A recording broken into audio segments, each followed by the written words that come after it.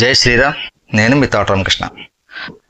మన దేశంలో సేవ ముసుగులో మత మార్పిడి కోసం, క్రైస్తవ మత వ్యాప్తి కోసం పనిచేస్తూ భారతదేశ స్త్రీలను విదేశాలకు బానిసలుగా అమ్మేసిన తెరిస్సాకు భారతరత్న అవార్డు ఇచ్చారు.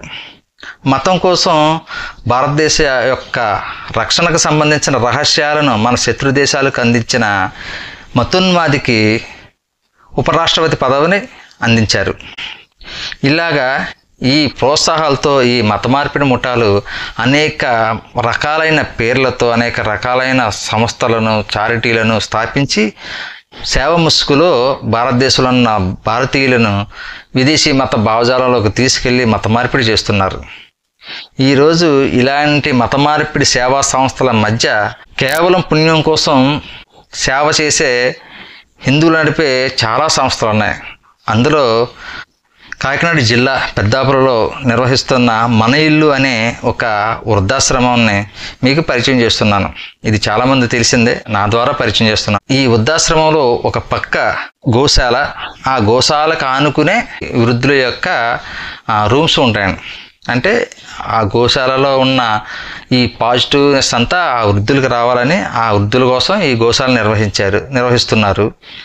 అయితే ఇక్కడ వీళ్ళు ఈ వృద్ధాశ్రమం నడిపేది హిందువులు అంటే తెలుసు కదా, పరాయి వ్యక్తులు మనిషిని చూస్తారు, మానవుడే దేవుడు అనుకుంటారు. అందు గురించి మతాన్ని చూడకుండా ఏ మతం వాడైనా ఏ కులం వాడైనా సరే వాడు మానవుడు, వాడికి సేవ చేయాలి, అది మనం మాధవుడు చేసే సేవ అనుకుని వారి కోసం సేవ చేస్తూ వారికి నచ్చిన విధంగా వారు ఉండేటట్టు వారికి పూర్తి స్వేచ్ఛనిస్తున్నారు.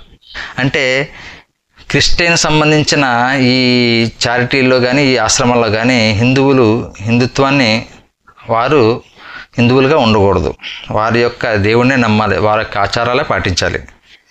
కానీ ఇక్కడ క్రైస్తవులు చాలామంది ఉన్నారు ఈ ఆశ్రమంలో. ఈ ఆశ్రమంలో ఉన్న క్రైస్తవులు వారి మంచం దగ్గర, వారు ఉండే ప్రదేశంలో క్రైస్తవ శిక్షణాలు, అలాగే క్రైస్తవ మతం సంబంధించిన క్యాలెండర్లు, అలాగే బైబిల్ పెట్టుకుని వారు ఇక్కడ జీవిస్తూ కూడా వారి యొక్క మతాన్ని ఆచరిస్తున్నారు.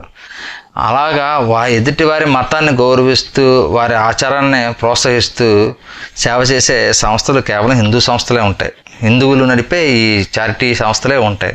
ఒక్కసారి ఈ మన ఇల్లు అనే ఈ వృద్ధాశ్రమాన్ని చూడండి, వీలు కుదిరితే దానికి సహకరించండి. కేవలం పుణ్యం కోసం, మంచితనం కోసం నడుపుతున్న ఇలాంటి వృద్ధాశ్రమాలను, ఇలాంటి చారిటీ సంస్థలను ప్రోత్సహించండి. సేవ ముసుగేసుకుని మత మార్పులు చేసే సంస్థలకు దూరంగా ఉండండి. జై శ్రీరామ్.